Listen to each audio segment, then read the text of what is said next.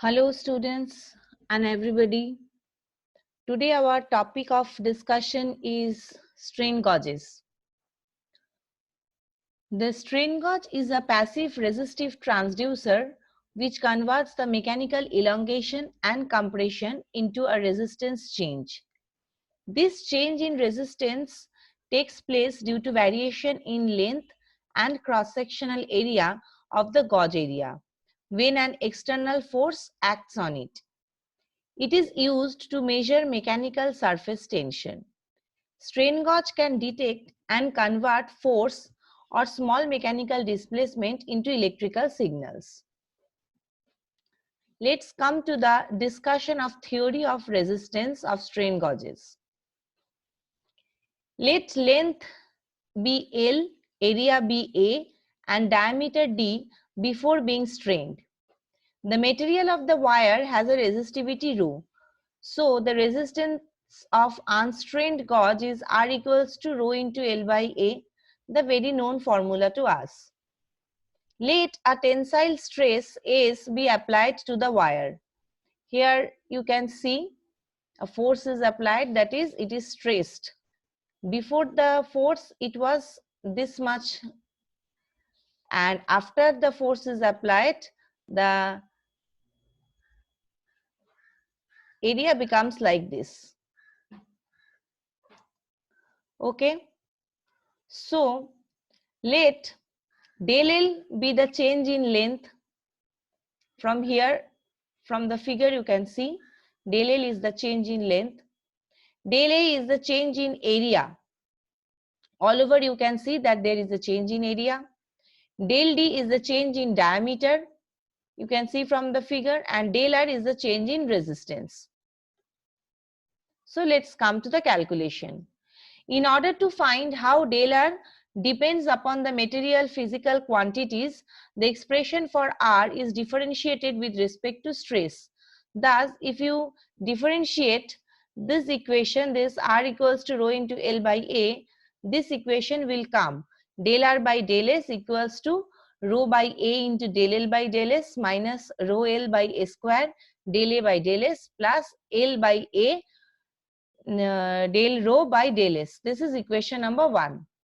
Now dividing this whole equation number 1 by R equals to rho into L by A resistance, it becomes, that means you have to divide the whole equation by this equation, that is dividing this one by R and dividing this one by rho L by A. So it will become 1 by R del R by del S, 1 by L del L by del S minus 1 by A del A by del S plus 1 by rho del rho by del S.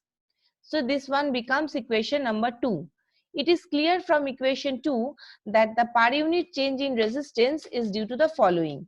Per unit change in length is equals to del L by L, per unit change in area, per unit change in area is del A by A, and per unit change in resistivity is del rho by rho. Now we know the formula of area is A equals to pi by 4 d square. So again, if you do the differentiation with respect to S, it will become del A by del S equals to 2 into pi by 4 into d into del d by del S. Right. So finally, what it will come? Pi d by 2 del d by del S.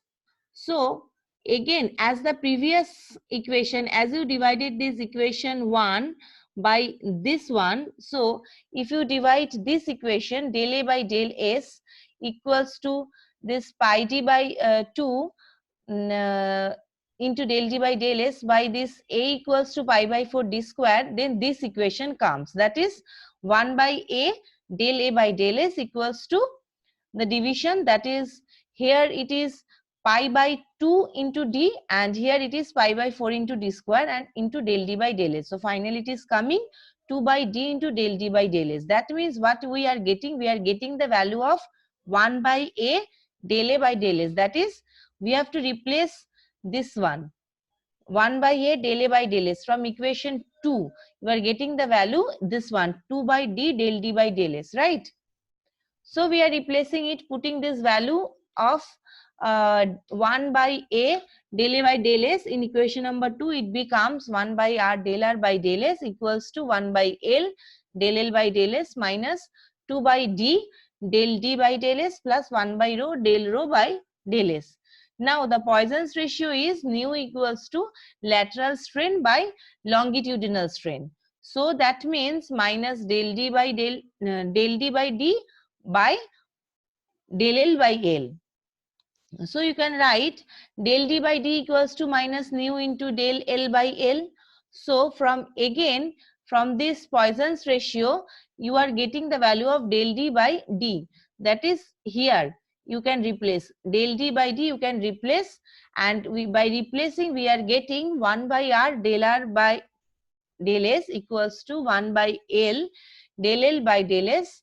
Then I am putting the value, that is nu, for this minus and minus it is becoming plus, so nu into 2 by L, this 2 is remaining, and this L 2 by L into del L by del S, right, plus 1 by rho del rho by del S. For small variations, the above relationship can be written as it is just replaced in delta. So delta R by R equals to delta L by L plus 2 nu delta L by L plus delta rho by rho.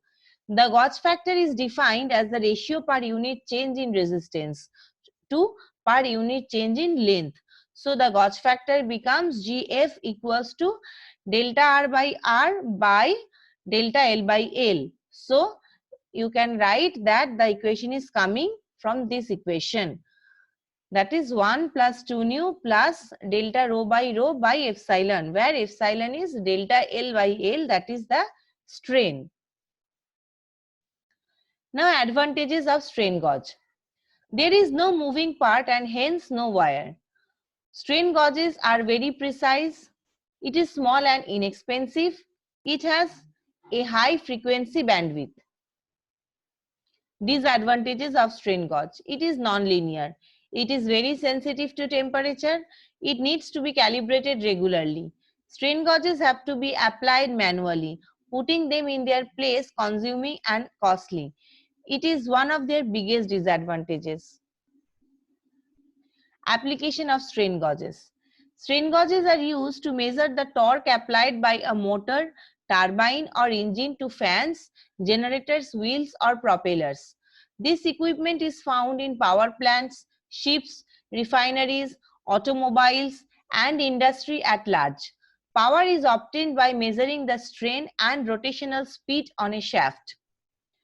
Strain measurement, that is the application of strain gauges, is written point by point. That is strain measurement, residual stress measurement, vibration measurement, torque measurement, bending and deflection measurement, compression and tension management. So this is a brief description and the application of strain gauges. If you have any queries, you can ask me through WhatsApp or email. Thank you for today's class. Stay tuned for more sensor and transducer classes. Thank you.